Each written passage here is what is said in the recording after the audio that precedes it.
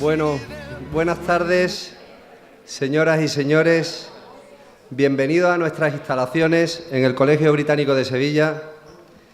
En primer lugar, me gustaría agradecer a las autoridades presentes, a la vicepresidenta de la Diputación de Sevilla, doña Agripina Cabello Benítez, al alcalde de Bollullos de la Mitación, don Fernando Soriano Gómez, a los conferenciantes, don Tomás Ortiz Alonso y don José Ramón Gamo, a nuestros colaboradores AXA Exclusive, COPE Radio y el Ayuntamiento de Bollullos de la Mitación, a los padres, a los docentes, a los profesionales de la educación, a los medios de comunicación en general y a todos aquellos que han hecho posible estas conferencias. Gracias. Gracias porque creo de verdad que organizar espacios para poner en común los avances de la ciencia siempre es algo necesario, pero más aún cuando se trata de aquello que atañe a nuestros hijos, de manera directa y que le va a afectar para el resto de sus vidas. Alguien me dijo que cuando un proyecto lleva encima de la mesa muchos años, es mucho más difícil mejorarlo un 10% que darle un vuelco y cambiarlo. Cambiarlo desde la base, mejorándolo en 10 veces. Me quedé pensando en ello y lo llevé al ámbito de la educación, donde se necesita una respuesta científica que nos aporte las bases para enfrentar una manera nueva de hacer las cosas, que nos guíe a través de la ardua tarea no de mejorar la forma de educar a nuestros hijos, sino de cambiarla, consiguiendo el mejor rendimiento académico para todos y buscando el hueco para cada uno de ellos. Es la hora en el mundo de la educación de aportar nuevas ideas, que den un giro de 360 grados a la manera en que se forman nuestros hijos. Y para ello contamos con los grandes avances y descubrimientos científicos del momento. Y por eso queremos escuchar a los grandes estudiosos del cerebro humano y de cómo se comporta éste en el proceso de la formación de los niños. Hemos querido llamar también a las autoridades para que nos apoyen en lo posible en esta vía, para mejorar la educación de nuestro entorno. Y como han aceptado nuestro ofrecimiento, le doy las gracias a la señora vicepresidenta de la Diputación, doña Agripina Cabello, y le pido que inaugure estas conferencias. Doña Agripina, por favor.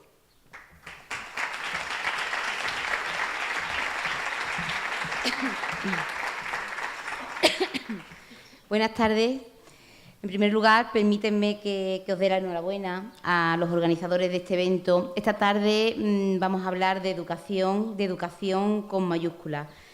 Y quiero darle la enhorabuena porque esta conferencia va a hablar sobre esa educación tan necesaria y sobre toda la educación en el término más amplio, pero también sabemos que la educación es esa responsabilidad que todos y todas tenemos en la construcción del futuro de nuestros hijos y de nuestras hijas. Una educación que tiene que quedar libre de la influencia de cualquier interés económico y libre también de cualquier interés político que trate de controlarla. Debe, por tanto, la educación buscar siempre el bien común. Y este bien común consiste en formar a futuras personas adultas que puedan reflexionar críticamente, que sean independientes, que disfruten del proceso educativo, que sean capaces de revolucionar el sistema político y social y que promuevan la paz, la equidad y la felicidad. En este sentido, quiero definir la palabra felicidad. La felicidad es un efecto de la paz que se consigue en un ambiente sin opulencias y ni miserias, en el que podamos desarrollar nuestras capacidades, disfrutar del estudio, de la familia, disfrutar del arte, de la paz, del tiempo libre, del deporte y de la solidaridad. Pero también incluye respetar el derecho ajeno a la propia naturaleza, a la propia opinión divergente y a las diferencias individuales. Reflexionar críticamente implica saber cuándo se debe obedecer, cuándo se debe discrepar o aceptar, siempre pensando en el bien común. Un bien común que no implica en absoluto la pérdida de la personalidad, ya que pensar en la sociedad no significa en modo alguno negar al individuo. Se trata de dar mayor importancia a los intereses sociales y comunes que a los individuales. Al igual que el tronco de un árbol, estamos todos de acuerdo que es más importante que cualquiera de sus hojas. Pues bien, esta excelsa tarea nos corresponde a todas las partes de la comunidad educativa, a las familias, a las instituciones y al profesorado. Y me voy a detener en esta parte, el profesorado, porque quiero hacer una mención especial y de reconocimiento a la labor del docente, a esos hombres y mujeres que tanto aportáis a la sociedad y que muy a menudo permanecéis en la invisibilidad. Los maestros y las maestras disfrutáis de vuestra profesión y la ejercéis con entusiasmo, con dinamismo y con el compromiso de que los estudiantes aprendan y disfruten cuando van a la escuela. Sabéis bien que la educación es un derecho humano fundamental, basado en la relación solidaria y respetuosa entre las personas, cuyo único fin debe ser la felicidad. Enhorabuena y gracias por vuestro encomiable trabajo. Y junto a vosotros, maestros y maestras, estaremos siempre las instituciones y las familias, porque en la construcción de ese futuro, en ese legado para nuestros niños y para nuestras niñas, tenemos que estar todos juntos.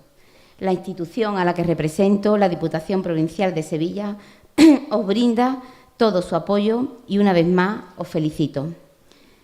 Decía Pitágoras: educad a los niños y no será necesario castigar a los hombres.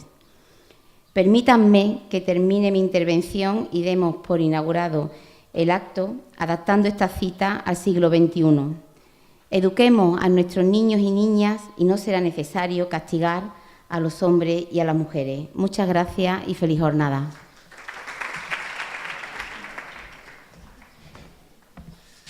Muchas gracias, doña Agripina. Es un honor que nos acompañe e inaugure estas conferencias que estoy seguro que serán de gran provecho para todos los que estamos asistiendo a ellas. El CBS es un proyecto que nace para cubrir una necesidad, un proyecto innovador, es internacional y es diferente.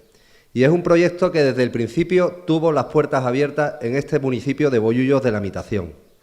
Un municipio que apuesta claramente por la cultura, por el progreso, por la vanguardia, por la calidad, y sigue apostando por tener un colegio británico de Sevilla que ya aplica un nuevo modelo de educación, donde se prioriza el desarrollo de las habilidades y capacidades por encima de la memorización de contenidos.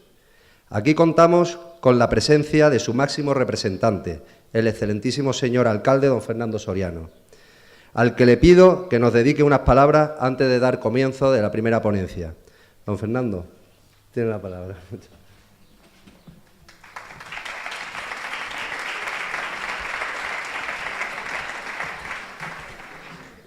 Muchas gracias. Bueno, como máximo representante de este municipio que tengo el honor hoy de representar, pues quisiera daros la bienvenida a todas y a todos los que os habéis acercado a estas magníficas instalaciones dentro de este magnífico también entorno natural del pueblo de Bollullos, como son el Pinar de la Juliana. Daros la bienvenida a todos los que os habéis acercado a Bollullos, especialmente a don Tomás Ortiz y a don José Ramón Gamo, que nos van a hablar hoy de un tema, entiendo que interesantísimo, tanto para docentes, profesionales, padres y madres. Y, como no, también dar la bienvenida a Bollullos a doña Agripina Cabello, vicepresidenta de la Diputación de Sevilla, que siempre está dispuesta a apoyar cualquier causa, cualquier acto que se celebre en Bollullos o apoyar cualquier otra actividad que se realice desde el ayuntamiento al cual hoy represento. Y, cómo no, también felicitar, reconocer y agradecer al Colegio Británico de Sevilla el hecho de que tenga esta magnífica iniciativa que hoy nos está acercando aquí a nuestra tierra, Andalucía, a Sevilla, a Bollullos de la Mitación, nos está acercando una conferencia de tan alto nivel y de tanta importancia como es una dedicada a los avances científicos en el mundo del cerebro, los avances científicos dentro de la educación. La educación, que es como decía la vicepresidenta, es un derecho humano fundamental que además es la parte más importante del desarrollo de una persona y, por tanto, también la parte más importante en el desarrollo de toda una sociedad. Por lo tanto, las administraciones públicas, como en este caso también está haciendo el Ayuntamiento de Bollullo, no solamente apoyando, sino colaborando con este evento, porque entendemos que desde la administración pública tenemos también que apoyar la excelencia en la educación, que es precisamente de lo que nos va a hablar hoy don Tomás y don José Ramón. Por lo tanto, por mi parte, igual que desea la compañera Agripina, feliz jornada que seguro, estamos totalmente seguros de que será muy provechosa. Muchas gracias, bienvenidos y bienvenidas a Bollullo.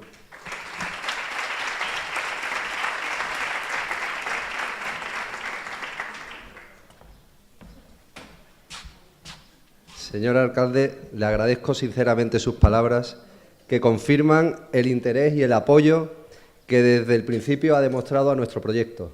Muchas gracias de verdad. Estamos viviendo unos días de cambios en el sistema educativo. Cada vez nos damos más cuenta de lo importante que es preparar a nuestros hijos para que puedan vivir el futuro. Pero, ¿qué es lo que realmente queremos para ellos? ¿Y de qué forma podemos conseguirlo? En el Colegio Británico lo tenemos claro. Queremos que nuestros hijos sean felices mientras se forman para que lo sean en el futuro.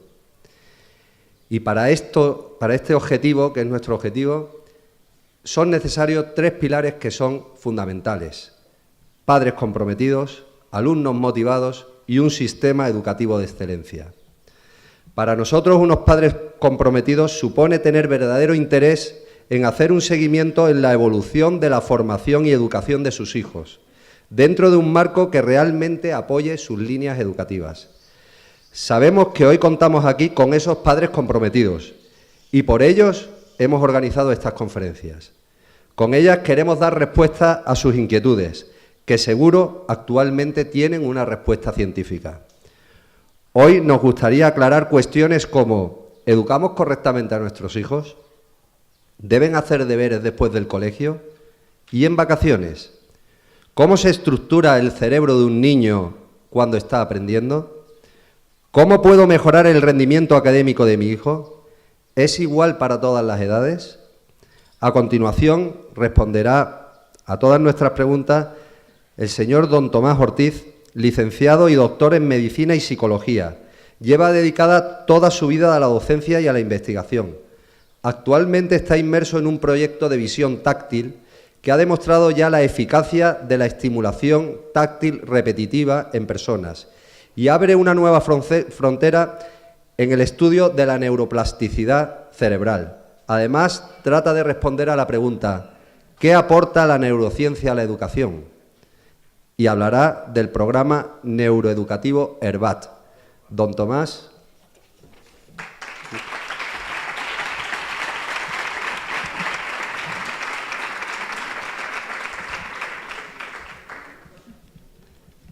Excelentísimas autoridades, querido Agustín, antes de empezar quisiera darle las gracias al Colegio Británico de Sevilla por la oportunidad que me ha brindado de venir a Sevilla, que es un sitio que me gusta mucho, no solo por su sabor especial, por su color, su gente. Yo estoy aquí muy contento y después de venir de Estados Unidos llevaba 20 días sin reírme y no paro de reírme en el tiempo que estoy aquí, con lo cual creo que ha merecido la pena venir y estoy encantado por eso. La verdad es que lo que dice el director del centro me parece muy bien, pero yo no sé si puedo contestar esas preguntas, que las ha dicho alegremente y no sé si mis conocimientos me permiten contestarlas. Por lo tanto, voy a tratarles de explicar aquello que sé yo del cerebro, que ya les adelanto que es muy poquito. Probablemente sea un 1 o un 2% del cerebro, con lo cual es muy poquito, y trataré de explicarles lo más sencillamente posible resultados de otros investigadores que creo que están contribuyendo de forma muy eficiente a lo que va a ser en un futuro próximo la nueva educación de sus hijos, o lo que se está llamando neuroeducación, que va a permitir afianzar mejor la capacidad de aprendizaje de sus hijos y, sin lugar a dudas, los resultados que estamos obteniendo en investigación, lo que sí les prometo es que sus hijos van a ser más inteligentes que ustedes, sin lugar a dudas. eso casi con toda seguridad, si adaptamos estos nuevos conocimientos al desarrollo del cerebro. En este sentido, a pesar del conocimiento tan escaso que tenemos del cerebro, nos permite entender bastantes cosas del cerebro. Lo que estamos conociendo del cerebro es que cómo procesa el cerebro y lo que hacemos a veces en nuestra vida diaria y en nuestra educación no es muy coherente. A veces vamos contra nuestro cerebro. ¿Y por qué vamos contra nuestro cerebro? Pues yo qué sé. Por ejemplo, ¿cómo vamos contra nuestro cerebro cuando bebemos alcohol? Pues ya está, hemos dicho, vamos a beber alcohol.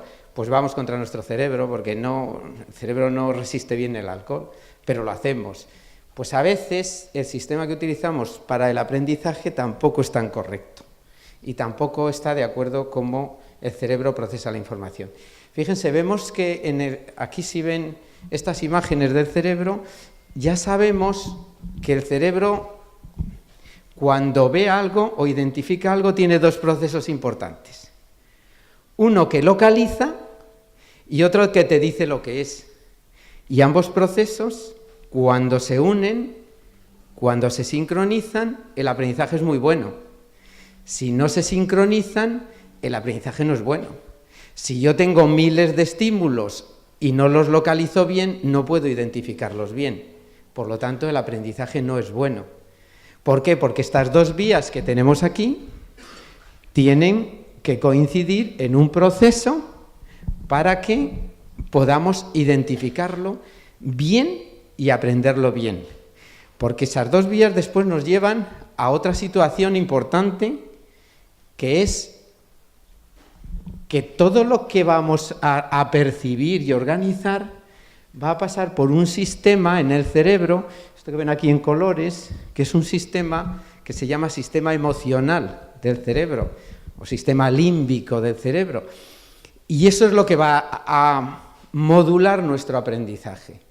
Si nosotros hemos localizado bien una función, la hemos identificado bien y además estamos tranquilos, relajados y motivados para que esa función se identifique bien, el siguiente paso es que el cerebro va a saber cómo, qué tiene que hacer, cuáles son los pasos que tiene que dar para que se haga bien una cosa. Si nosotros estamos muy nerviosos, si nosotros vamos muy rápidos por la vida, ya sé que ahora la tendencia es a ir muy rápido en todo. Bueno, pues lo que dice la neurociencia no es eso, pero bueno, si nosotros vamos muy rápidos por la vida, si tardamos muy poco tiempo en localizar una cosa, un objeto, y además no lo identificamos bien, la posibilidad de aprendizaje es muy limitada. Si ustedes analizan si han tenido hoy un día muy ajetreado de muchas cosas y les dejo 20 segundos para pensar, pues a lo mejor al cabo de los 20 segundos alguien me dice, oye, es que no me he acordado de nada, porque ha sido tan veloz el procesamiento de la información que ni se ha localizado bien, ni se saben las características de la misma y emocionalmente no estabas preparado para eso. ¿Me he explicado? Pero es más, también sabemos que cuando una persona está muy alterada emocionalmente, cuando uno de sus hijos está muy cabreado y muy alterado, lo que hace el cerebro es invade muchas áreas del cerebro e invade las áreas de localización, invade las áreas de identificación e invade las áreas de ejecución, con lo cual no aprende. El ejemplo más claro que pueden tener ustedes es sus hijos si han llegado a la adolescencia. Como los niños en la adolescencia no se cabrean, son pacíficos, tranquilos, pues ustedes, las madres y padres que tengan niños adolescentes, les va a pasar esto. Y esa alteración emocional lo que hace es impedir el aprendizaje. Es decir, que por un lado tenemos que sin ese proceso motivacional y emocional no aprendemos bien, y por otro lado tenemos que si se altera mucho el proceso emocional, esas estructuras invaden e impiden que las otras estructuras del cerebro que se dedican a los procesos cognitivos no los puedan realizar. ¿Me he explicado? Por lo tanto, lo importante es que los niños no estén en estados emocionales muy ajetreados ni en estados de mucha actividad constante. Es necesario tiempos de relajación, tiempos de reposo y tiempos de actividad lenta para localizar, para identificar y para ejecutar una función. Y eso permitiría un buen aprendizaje. Es muy sencillo lo que desde la neurociencia pretendemos, ¿no? Bueno, pues los siguientes conocimientos que nos ofrece la neurociencia están basados en un proceso que tiene el cerebro que se llama neuroplasticidad. ¿Y qué es la neuroplasticidad? Es la capacidad que tiene nuestro cerebro de conectar unas áreas con otras, unas neuronas con otras, ¿en base a qué? En base a la experiencia, al aprendizaje, a la comunicación, en base a todo lo que hacemos durante todos nuestros días. Y eso es lo que permite que se vaya desarrollando nuestro cerebro. Y eso es importante en la educación, que decía cuándo se puede educar, cómo se puede educar, los tiempos de educación, es muy importante. Les voy a poner un ejemplo que demuestra la importancia que tiene. Miren, hay un proceso de neuroplasticidad que se llama dendrogénesis, que es el que hace que estas dendritas que están aquí se conviertan en este árbol de aquí tan grande. ¿Me explico? Y eso es comunicación. Y hay otro proceso que se llama mielogénesis, que hace que estos axones se recubran de una sustancia que se llama mielina, y eso hace que la velocidad en el cerebro sea 100 veces mayor, por ejemplo, cuando se recubre bien. Da la casualidad de que la dendrogénesis se produce en la infancia y la mielogénesis en la adolescencia. Imagínense ustedes que ahora resulta que pueden ir por las carreteras porque los políticos nos permiten ir 100 veces más rápido. Nos volveríamos locos. ¿Qué pasaría si pudiéramos ir 100 veces más rápido con un coche, a 800 kilómetros por hora? Diríamos, ay, si hemos pasado bollullos. Ya lo hemos pasado hace 5 minutos, ¿me explico? Pues eso le pasa al adolescente. Eso le pasa. Por lo tanto, la educación en la adolescencia es distinta a la educación en la infancia. La educación en la infancia, ¿qué es lo que hace? Se comunican unas neuronas con otras. Les voy a poner otro ejemplo. Bollullos hace 20 años no era como es ahora, ¿no es así? Pero es el mismo, es el mismo. Ha ido aumentando casas, pero siempre alrededor de donde estaba la iglesia, de donde estaba el colegio, de donde estaba la plaza, siempre alrededor. Eso es lo que es la dendrogénesis. Y eso es un aprendizaje en la escuela que se hace continuamente todos los días y de una forma muy sistemática y automática. Y eso conformaría áreas del cerebro muy ordenadas y con muchas neuronas activas. ¿Y qué es la mielogénesis? Pues estas autopistas que han hecho.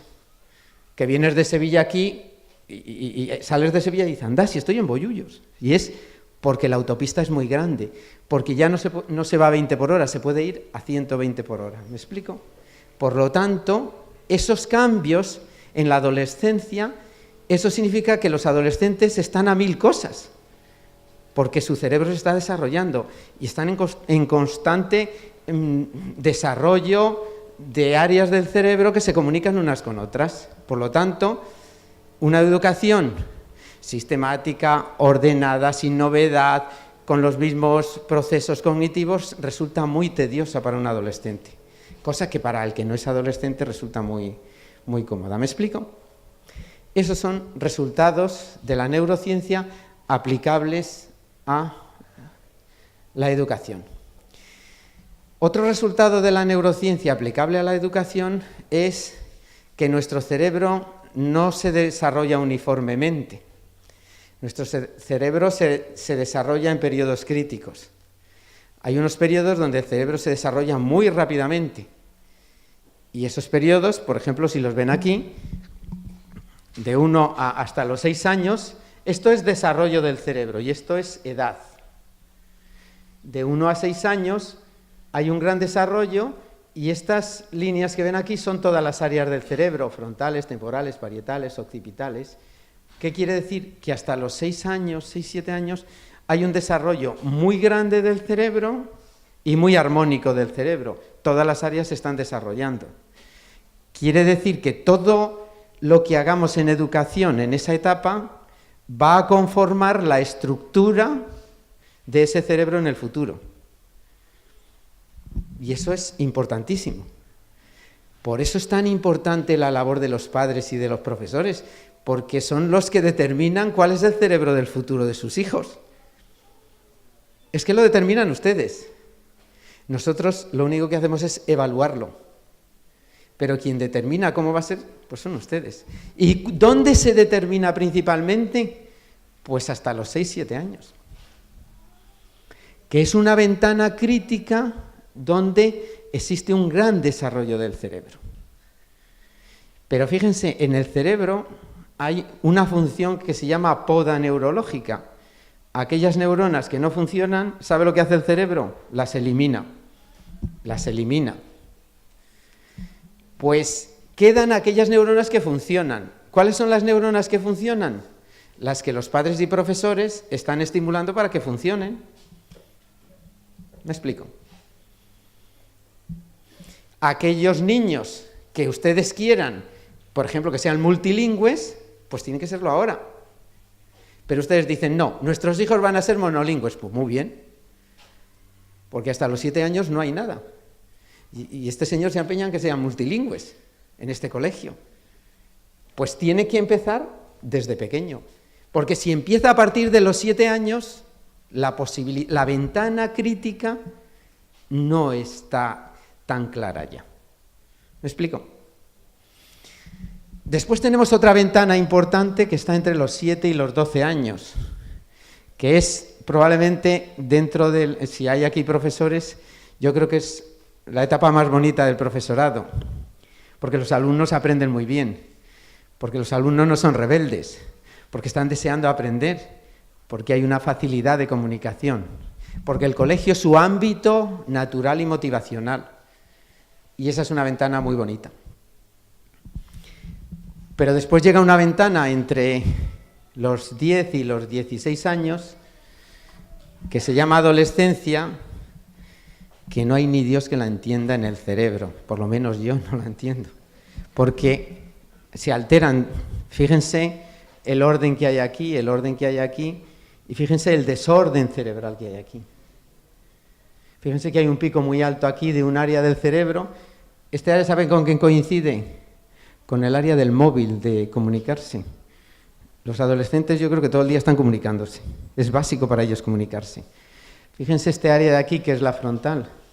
¿Ve que baja? Esa es la del pensamiento.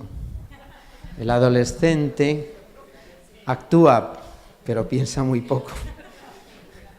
No piensa, no tiene capacidad de ese desarrollo del cerebro, de poder pensar y ejecutar algo. Porque ese área del cerebro no está desarrollándose adecuadamente. ¿Me explico? Por lo tanto, la educación hay que cambiarla. Porque pueden decir ustedes, bueno, pues cambiamos a los adolescentes, pero desde la neurociencia no sabemos. También podríamos decir, cambiamos a los padres, pero dicen ustedes, nada, que me ha costado mucho llegar a la adolescencia, tampoco. Tampoco podemos cambiar a los profesores. Tenemos que aprender cómo en la adolescencia podemos desarrollar mejor el cerebro de estos niños. Por ejemplo, les decía, el tiempo crítico del lenguaje. Esta es una diapositiva de cientos de artículos y en las cuales dicen el tiempo crítico del lenguaje es hasta más o menos los de 3 hasta los 7 años más o menos. A partir de los 7 años la capacidad de aprendizaje se va disminuyendo. Y ya la nuestra, fíjense dónde estamos. Nuestra capacidad de aprendizaje de idiomas es a base de esfuerzo, de esfuerzo, de esfuerzo, de esfuerzo. Pero si ustedes quieren que sus hijos sean multilingües, la ventana es hasta los 7 años. ¿Me explico? ¿Y por qué? Pues mira, aquí tienen un ejemplo. Un niño bilingüe utiliza las mismas áreas para el castellano y el inglés. Cuando lo aprende desde el inicio. ¿Ven que se solapan las áreas, lo verde y lo amarillo? ¿Lo ven bien? Si lo aprende de adolescente, el 90% del área es para el inglés y el otro 90% para el español. Pero si lo aprende de adulto, hay un área al 100% para el inglés y el 100% para el español. ¿Qué ventaja tiene? Pues que si no quieren demenciarse, pues aprendan idiomas, que aumentarán su capacidad del cerebro, aumentarán el desarrollo del cerebro. Pero el coste es altísimo. El coste de aprendizaje de idiomas aquí da lo mismo 1 que 2 que 3. El coste de aprendizaje de idiomas aquí es muy costoso, porque el cerebro no está preparado, porque la ventana crítica del cerebro no está preparada para el aprendizaje de idiomas. ¿Queda claro? No. Si nosotros quisiéramos ver cómo el cerebro va madurando, cómo el cerebro se va desarrollando en función de la estimulación externa, pues nosotros tenemos aquí una imagen que vemos. Lo que ven ustedes en rojo quiere decir que el cerebro es inmaduro. Cuando nosotros analizamos lo que es madurez o inmadurez, consideramos que un cerebro es maduro cuando hay una conectividad neuronal, una sinapsis en ese área del cerebro que tienen una finalidad. Cuando están sin finalidad, consideramos que es inmaduro. Por lo tanto, si vemos aquí este cerebro a los 5 años, vemos que el hemisferio izquierdo está más maduro que el derecho, ¿lo ven? ¿Por qué el hemisferio izquierdo está a los 5 años más maduro que el derecho? ¿Le puedo hacer la pregunta? Sí. La contesto yo, no se preocupe. No. ¿Por qué? Pero verá cómo la sabe igual que yo. Lo sabe igual que yo. Y si no lo sabe, lo va a saber en un minuto. Porque los niños, desde que nacen, aprenden a hablar. Y hablan todos los días. Y los padres ustedes no les han enseñado a sus hijos a hablar. No les han dicho como los profesores, mira, los lunes vas a aprender mamá, los martes papá, los miércoles no, hablan. Y al final los niños vienen y hablan un idioma. Pero como todos los días repiten lo mismo, papá, mamá, las 50 palabras, pues esa área del cerebro se va desarrollando. Y esa área del cerebro, que es la izquierda, madura más. Por el lenguaje, por el idioma. En cambio, la del derecho, donde no está el idioma, donde está más lo espacial, lo visual, que es más desordenado, que no siempre es lo mismo, que no tiene una dirección, que no tiene una finalidad, madura después. Otro ejemplo más claro. Imagínense los niños de 20 años. Ven aquí que todo el cerebro está maduro. ¿Ven este área de aquí que está en rojo? ¿Lo ven? ¿Cuál es ese área del cerebro que está en rojo? Y lo más importante, ¿por qué está en rojo? Y ahora lo vas a ver igual que yo. Esa área del cerebro es la que controla las emociones. ¿Ustedes creen que los adolescentes españoles tienen el control de sus emociones? ¿Ustedes creen que se les educa en el control de las emociones? Pues ese área del cerebro no está madura. Porque la pedagogía española, o la americana como en este caso, no está desarrollando metodologías que permitan madurar las emociones. Y ese área tiene mucha actividad, pero sin un control directo de las emociones. Por lo tanto, esa es la forma como nosotros podemos observar en el cerebro cómo la pedagogía, cómo la escuela puede desarrollar unas áreas u otras del cerebro en función de los estímulos que recibe, en función de la pedagogía que se esté desarrollando en esa escuela con esos niños. Y nosotros veremos que sus hijos aquí, pues el área del lenguaje pues estará más desarrollada porque van a ser bilingües, multilingües, bilingües, ¿no? Bilingües.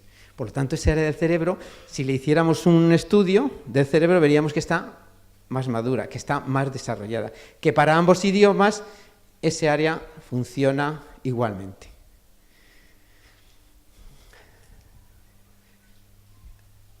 Pero ¿qué más conocemos del cerebro? conocemos ya la importancia que tiene el sueño. Antes se pensaba, cuando yo estudiaba medicina, se pensaba que el sueño era para dormir. Y dice, tú vas a la cama a dormir y nada más, no. El sueño, además de dormir, además de generar un descanso, además de que nosotros tengamos resortes para el día siguiente, el sueño se dedica también a elaborar procesos cognitivos. De tal forma que durante el sueño lo que estamos es afianzando actividades que hemos desarrollado a lo largo del día. Eso permite que al levantarnos por la mañana por lo menos sepamos quién somos. Dice, hombre, yo sabía ayer quién era, pues ya lo sé hoy. Pues el sueño va haciendo esa labor metabólica en el cerebro de afianzamiento de esas sinapsis que permiten afianzar cada día más los conocimientos que tenemos.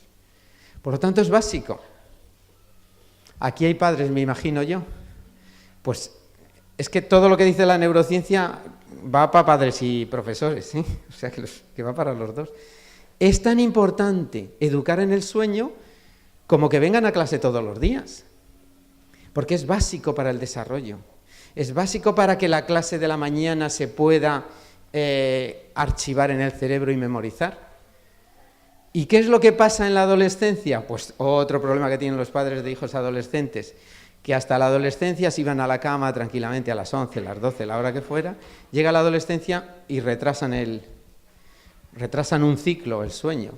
No, hay sustancias en el cerebro, como la oleamida, que retrasan el ritmo circadiano. ¿Qué sucede a la mañana siguiente? Pues que tienen sueño. No son vagos. A veces dicen los padres, ¿qué vago eres? No, que no son vagos, que es que no han dormido bien, es que les ha faltado un ciclo de sueño. ¿Cómo afecta esto a la pedagogía? Por ejemplo, si el director de este centro quiere que sus hijos no sean matemáticos, a los adolescentes matemáticas la primera hora de clase.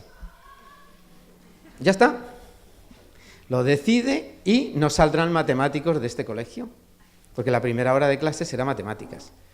En cambio, si les da a todos una ducha fría, pues verá cómo la segunda hora de clase, una ducha fría o que se bañen en la piscina o que hagan deporte o cosas de estas, la segunda hora de clase será mejor.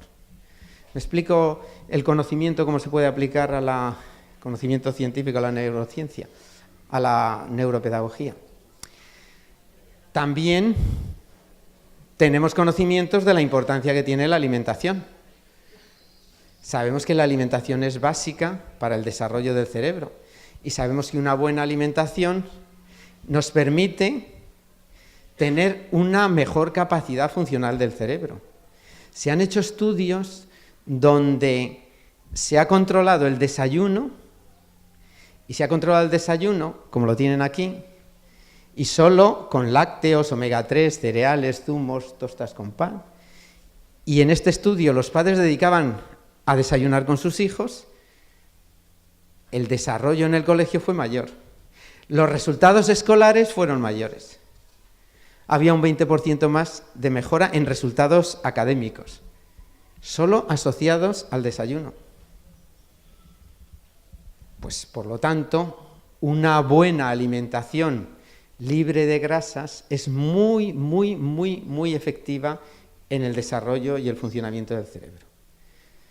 Es importante que ustedes sepan la importancia que tiene también la alimentación en el desarrollo del cerebro. ¿Y qué otra cosa tienen que se ha descubierto también con la neurociencia? La importancia que tiene la actividad física. La actividad física es capaz de desarrollar una sustancia en el cerebro que se llama factor de crecimiento neuronal, que permite que las neuronas se puedan conectar mejor, se puedan desarrollar mejor, se puedan arborizar más. Es parecido a lo que el abono en las plantas. Si echamos abono, la planta crece más, pues parecido a eso. ¿Y eso qué hace? Que las personas tengan mayor capacidad de desarrollo cerebral. Y se sabe que la actividad física es muy importante. Y se sabe también que la pasividad disminuye ese factor de crecimiento, disminuye esa capacidad funcional. Se hizo un estudio con 3 grupos de niños. A un grupo de niños antes de un examen se les dejó jugar, a otro grupo de niños se les llevó a la clase donde iba a ser el examen y se les dijo cómo iba a ser más o menos el examen, y a otro grupo de niños se les dejó en otra clase, sin decirles nada. Los que mejores resultados obtuvieron fueron los que estuvieron jugando esa media hora antes. Porque las áreas responsables del aprendizaje del cerebro son motoras. Porque si sabe que lo que hacemos motrizmente lo aprendemos más rápidamente y lo conservamos más durante nuestra vida. Si hemos aprendido a andar en bicicleta y ahora nos dan una bicicleta, seguro que montamos en bicicleta y lo hacemos bien. ¿Me explico? Pero si hemos aprendido en inglés y no hemos hablado inglés durante los últimos 20 años, no sabemos hablar inglés a lo mejor, porque se nos ha olvidado muchas de esas funciones. ¿Me explico?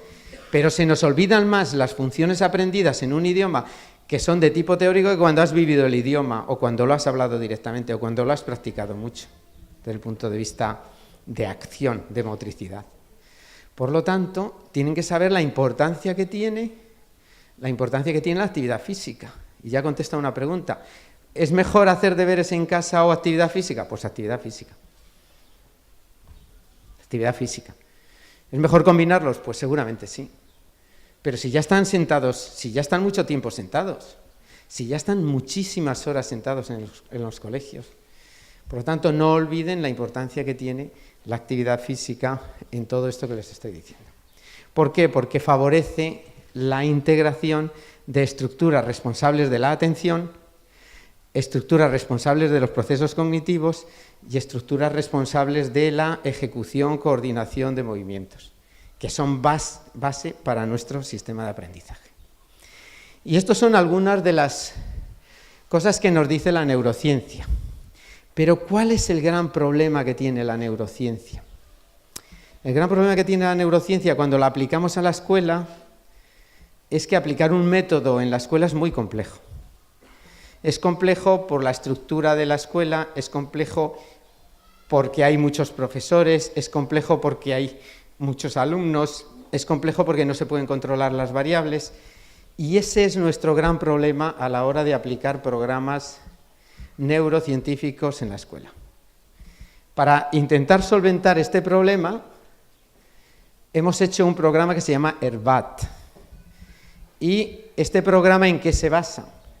Pues este programa se basa exclusivamente en mejorar los procesos de atención básicos, porque son aquellos procesos que permiten establecer conexiones neuronales estables, que perduran en el tiempo.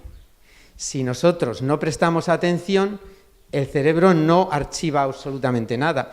Imagínense que alguien de ustedes aquí viene y está preocupado por uno de sus hijos o por lo que sea. No sabe ni quién soy ni de lo que estoy hablando. Sale de aquí igual que entró, porque al no prestar atención, el cerebro no da respuestas adecuadas ni archiva esa información. Por lo tanto, es como si no hubiera estado. Pues todo el proyecto está dedicado a mejorar los procesos de atención, porque la atención tiene dos componentes importantes que se tienen que organizar desde niños.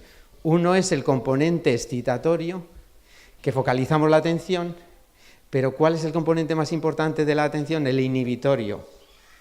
Tenemos que inhibir muchos estímulos para focalizar algo. Y eso es lo que tenemos que aprender en la escuela. Inhibir estímulos y focalizar, inhibir y focalizar. Y por eso es tan importante, porque esos procesos van a mejorar la capacidad de aprendizaje posterior. Si tenemos bien esos procesos, el aprendizaje va a ser muy sencillo. Y para desarrollar esos procesos, ¿qué se me ha ocurrido? Pues en lugar de, alguien puede decir, pues que hagan ejercicios de atención. Pues no, pues he dicho, pues no, que no hagan ningún ejercicio de atención. Para mejorar la atención, se me ha ocurrido que hagan ejercicios que han hecho desde que nacieron los niños y que son los que desarrollaron su atención. Y el niño cuando nace, no le dice la mamá, atento, bueno, no le dice eso, atento o no te doy el pecho. Bueno, no se lo dice. Es que no se lo dice. O ahora presta atención, no le decimos eso, los padres no dicen eso a los hijos. Y el niño va prestando atención. ¿Gracias a qué adquiere esa atención el niño? Adquiere a dos grandes procesos. Uno, que el niño se encuentre bien con todo su organismo, que no tenga hambre, que no tenga sed, que no tenga frío, que no tenga calor, y su organismo está bien. Y entonces presta atención. Y el otro proceso es que desarrolla auditivamente bien los estímulos, táctilmente, visualmente. Y el desarrollo de esos dos procesos que da lugar a que mejoran enormemente la atención. Y para nosotros llegar al proceso cognitivo, para nosotros poder entender cómo llegar al proceso cognitivo, pues en lugar de hacer lo que hacen los profesores en la escuela, pues vamos a hacer lo que hace el niño desde que nace. Y hemos dicho, ¿el niño desde que nace va a la escuela? No. ¿Aprende matemáticas? No. Pues hemos dicho, o yo me dije, ¿por qué no hago los procesos básicos necesarios para que aprenda matemáticas? Y en eso se basa el proyecto, en que el organismo esté bien y en que los sistemas de entrada de la información al cerebro estén adecuados. Perdón, no sé por qué está pasando esto. Porque sabemos que la estimulación sensorial que el niño aprende desde que nace, porque el niño cuando nace, ¿cómo se comunica con la madre o con el padre? Por estimulación sensorial. Por mucho que la madre y el padre le reciten una poesía de Becker, yo qué sé, o le digan la historia de Bollullos, que no, que da igual.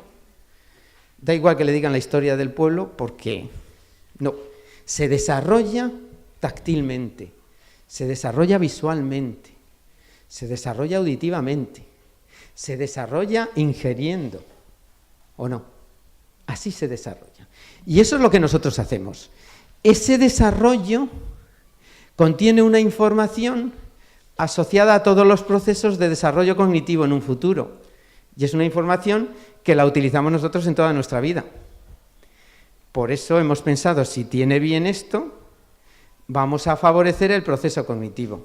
¿Me estoy expresando lo suficientemente bien? ¿Y por qué sabemos eso? Porque sabemos que cualquier proceso cognitivo contiene unas redes inferiores en el cerebro, que son estas, que permiten unas redes superiores, que son las que aprenden en clase. Un proceso cognitivo no es como se pensaba hasta ahora, que activa unas redes de lo que se llama la corteza cerebral y punto. No, no, no. Un proceso cognitivo conlleva toda esta serie de desarrollos que les estoy diciendo. Y conlleva todos los procesos fisiológicos necesarios para que la persona esté bien. ¿Voy bien en tiempo? Que si no, lo paso muy deprisa. 8 minutos, vale. Por lo tanto, ¿cómo queremos llegar al cerebro cognitivo nosotros? Queremos llegar al cerebro cognitivo desde lo básico, desde las estructuras inferiores del cerebro, desde lo sensorial, no desde arriba. Nosotros queremos desarrollar las matemáticas desde abajo, no queremos hacer matemáticas. Queremos hacer que el cerebro perciba muy bien la información y se encuentre en un estado fisiológico aceptable para recibir información. ¿Y qué es otro proceso importante que activa todo eso? Las emociones. Se sabe que las emociones son básicas para desarrollar el cerebro. Básicas. Nosotros en el proyecto las emociones no las hemos desarrollado adecuadamente. Las hemos desarrollado mediante un contexto emocional positivo, que es lo que tenemos, facilitando que el ejercicio facilita el proceso también emocional y que hay una recompensa en el organismo porque se encuentra mejor el niño. Y en este proceso tenemos 3 tipos, que es muy importante, 3 bases metodológicas para hacerlo. Los ejercicios tienen que ser diarios, tienen que ser repetitivos, tienen que ser regulares, tienen que ser sistemáticos y precisos. ¿Por qué? Porque se sabe que nosotros tenemos muchas sinapsis Muchas neuronas en el cerebro que están ahí esperando a ver si llega un estímulo y ponerse en marcha. Si el estímulo es muy repetitivo, se pone en marcha inmediatamente. Si el estímulo no es repetitivo, pues no se pone en marcha. Este es un ejemplo de cómo vemos el cerebro. Esta es una mano entrenada y esta es una mano no entrenada. Los investigadores entrenan la mano el lunes y el viernes dicen, uy, qué área del cerebro más grande entrenada. Pero como el fin de semana no hay dinero y no hacen nada, llega el lunes siguiente y el cerebro dice, ah, ¿no me has entrenado el fin de semana? Pues te quedas igual. Y se queda igual. Conclusión, clases, lunes, martes, miércoles, jueves, viernes, sábado y domingo. Eso dice la neurociencia.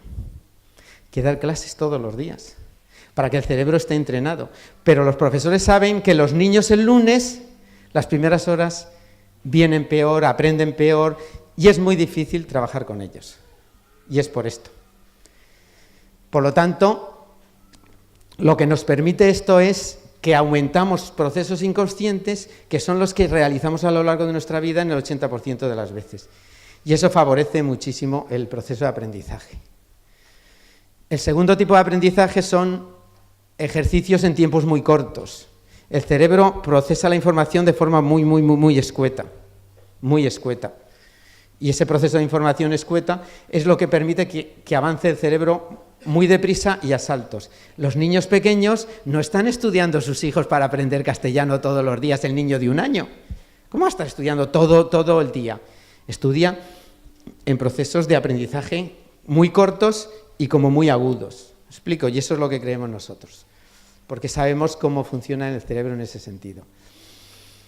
Y después hemos hecho otro proceso en este programa que es los ejercicios tienen que hacerse siempre antes de un aprendizaje escolar.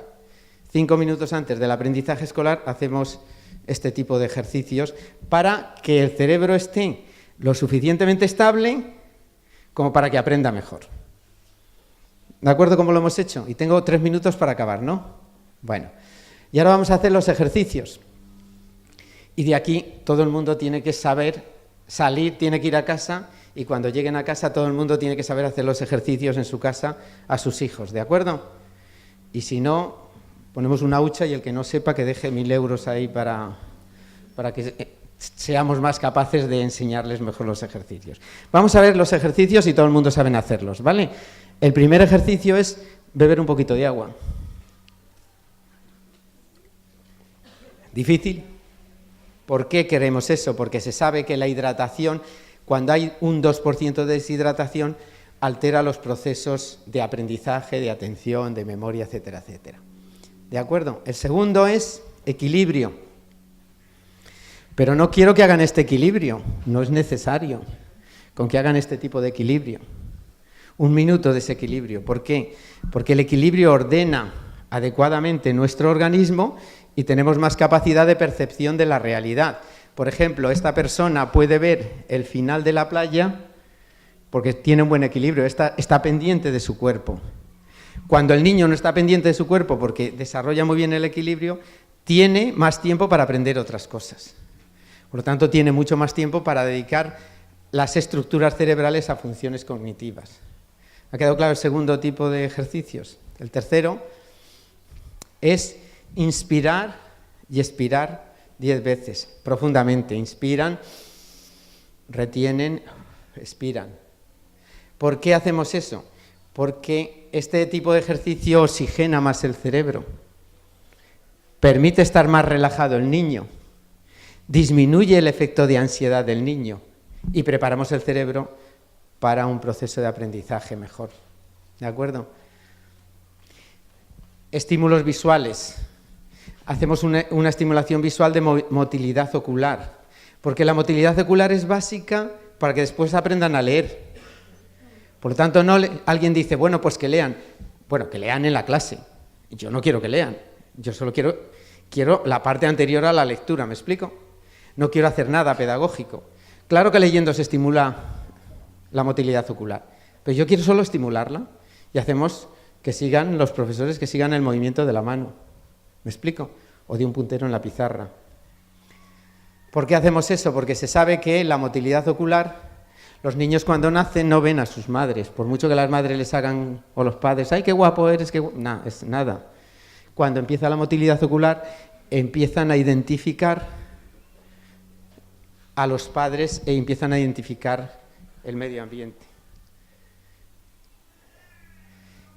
Hacemos también estimulación auditiva, solo de sonidos, de fonemas, de tonos, porque lo que queremos es desarrollar la vía auditiva. Empiezamos pip, pip, pip, pip, pip, pip, para que el cerebro pueda tener una mayor habilidad en la discriminación. Y este ejercicio lo que favorece mucho es el aprendizaje de idiomas. A medida que avanza la edad perdemos audición, perdemos tonos, y eso es lo que hace ese ejercicio. ¿De acuerdo? Y por último, el desarrollo del tacto. Uno de los primeros sistemas de atención que tenemos es el tacto. El niño a través del tacto recibe alimentación y eso le da capacidad de comunicación e interaccionar con el medio ambiente. Y el tacto lo mismo. Se considera que es uno de los elementos más importantes para mejorar la atención y los procesos de aprendizaje. Y el tacto que hacen en los niños es que le ponen un número en la espalda. El otro niño le pone un número y dice, ¿qué número te he puesto? O en la mano. Cierran los ojos y se lo ponen en la mano. Un número, una letra, una raya o lo que sea. Y estos son los 6 tipos de ejercicios que hemos hecho. De acuerdo a lo que acabo de decir, esto no se podría hacer sin la participación de los padres. Si quiero que se haga todos los días y el sábado y el domingo, si quiero que dediquen 5 minutos a sus hijos 3 o 4 veces al día, con estos ejercicios necesitamos de los padres también, necesitamos de los profesores y necesitamos de los neurocientíficos que cada vez más aprendan qué es lo que está pasando en el cerebro. Y la conclusión es que debemos como profesionales y como padres y como maestros poner las condiciones mejores a los hijos.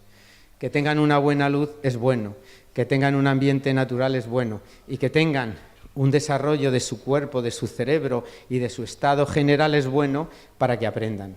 Por lo tanto, esa es nuestra labor, como he dicho antes, como profesionales de la educación. Y dicho eso, quiero acabar con 2 frases de Einstein. Una es que le preguntaron, profesor, ¿cómo es que pone todo el mismo examen que puso el año pasado? Y dice Einstein, es que este año las contestaciones son distintas. Por lo mismo digo yo, probablemente todo lo que he dicho yo aquí el próximo año esté mejorado, aumentado o incluso modificado, porque conocemos muy, muy, muy poco del cerebro. Y conocemos tan poquito del cerebro y menos del cerebro educativo. Por lo tanto, les invito a que todo lo que he dicho yo lo miren con ojos muy viejos, lo miren muy críticamente, pero les pido también que se abran a las nuevas tecnologías, los nuevos conocimientos, que creo que permitirán un avance importante en el desarrollo del cerebro y en la educación de sus hijos. Muchas gracias.